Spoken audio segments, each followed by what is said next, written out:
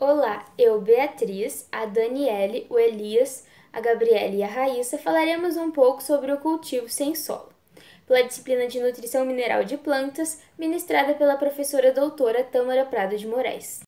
A apresentação seguirá o seguinte cronograma: introdução, vantagens e desvantagens, instalações, alguns sistemas, solução nutritiva e preparo, manutenção e renovação, preparo de mudas, aspectos fitossanitários, produtividade e comercialização. A maioria das plantas tem o solo como meio natural para o desenvolvimento do sistema radicular, encontrando nele seu suporte, fonte de água, ar e minerais necessários para o seu crescimento. As técnicas de cultivo sem solo substituem esse meio natural por outro substrato, que pode ser natural ou artificial, sólido ou líquido, o qual proporciona à planta aquilo que de forma natural ela encontra no solo, tendo como principal vantagem a não dependência por fatores edafoclimáticos. Os sistemas de cultivo podem ser classificados em NFT, onde a solução nutritiva é bombeada por canais e escoa por gravidade; DFT, onde não existem canais e sim uma mesa plana em que a solução circunda; sistema com substrato, a solução nutritiva percola através do material e retorna ao tanque.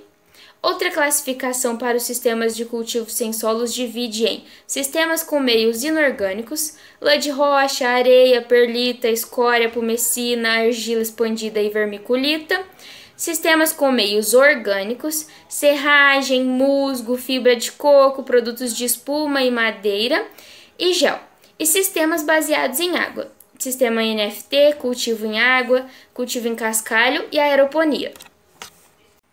Dentre as vantagens do cultivo sem solo, destaca-se produção de melhor qualidade, trabalho mais leve e limpo, necessita de menos mão de obra, não é necessário rotação de cultura, possui elevada produtividade, permite uma colheita precoce e diminui o desperdício de água e nutrientes.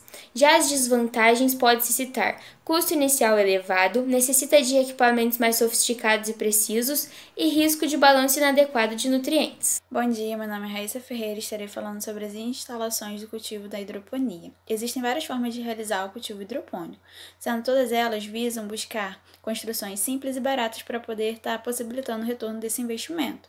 Os equipamentos necessários são a cobertura, contra a proteção de geadas e chuvas, canais para as plantas e substratos, as bancadas para sustentar esses canais, a tubulação de PVC, o motobomba, o pHmetro para medir o pH da solução, o condutivômetro para poder medir a corrente elétrica e as balanças e aprovetas para poder pesar e medir os sais e as suas soluções. Agora nós abordaremos alguns estudos de caso do cultivo sem solo, cultivo em água, sendo que o sistema mais utilizado recebe o nome Técnica de Fluxo Laminar de Nutrientes, que é o NTF, no qual uma fina lâmina de solução nutritiva percorre o canal do cultivo e o sistema radicular da planta fica ali parcialmente submerso, absorvendo os nutrientes. Em São Paulo, eles colocaram em pequenas bancadas, para reduzir o calor do verão, um plástico pintado. E também esse suporte foi feito de madeira com declividade de 2%. Onde eles utilizaram também a solução nutritiva, foi reciclado através da gravidade. Já em Juiz de Fora, eles utilizaram os canais de cano de PVC e o suporte de madeira também, mas nesse local eles colocaram a motobomba para poder estar reciclando a solução nutritiva. No Rio de Janeiro, eles tiveram que fazer adaptações por conta do obstáculo que é a temperatura. E lá eles adotaram as medidas de microaspersores, tanto por dentro da estufa e aspersores por cima, além do uso do Sombrite. Dando continuidade ao trabalho, eu, Daniele, falarei sobre o cultivo em areia. O cultivo em areia é recomendado para plantas com porte um pouco mais alto, por exemplo, a gente pode citar o tomateiro, onde foram ser realizados testes e obteve-se resultados positivos com alta produtividade. O teste em questão foi ser utilizados a tubulação PVC e também recipientes práticos. Recipientes práticos foram cortados ao meio para facilitar o manejo e a irrigação era feita a cada 15 minutos, onde a solução nutritiva após a irrigação era escoada para a parte superior do recipiente, onde tinha a tubulação PVC, e essa solução nutritiva voltava para o tanque. Cultivo em argila expandida. Tem se mostrado bastante eficaz na produção de cana de corte, pois ela proporciona a coloração mais viva e a folhagem perfeita. E também a irrigação pode ser feita de 2 a 3 vezes por dia, porque a argila ela segura mais a água e a solução nutritiva. A hidroponia em relação ao convencional tem se mostrado uma produção mais alta e também, basicamente, pode-se dizer que elimina os processos fotossanitários. E também a gente não pode se esquecer que a hidroponia a gente jamais pode deixar que falta oxigênio e também que a solução nutritiva não pode receber luz, pois ocasiona-se as algas. Meu nome é Gabriele, eu vou apresentar sobre o preparo da solução nutritiva, a produtividade e a comercialização. Na hidroponia, os nutrientes são fornecidos na solução, então os sais utilizados devem ser bem dissolvidos na água. Os principais sais utilizados na solução nutritiva são o nitrato de cálcio, nitrato de potássio, sulfato de potássio, sulfato de magnésio. Alguns fatores também devem ser considerados na nutrição das plantas, como a estação do ano, o estágio de crescimento e desenvolvimento da planta, a espécie da planta, a intensidade luminosa, a temperatura. Para o preparo da solução nutritiva, tem de se tomar alguns cuidados. Deve-se misturar os macronutrientes, exceto o cálcio, a seco, e o cálcio deve ser dissolvido separadamente, pois este forma compostos insolúveis com fosfatos e sulfatos. O pH deve ser conferido, deve estar na faixa entre 5,5 e 6,5.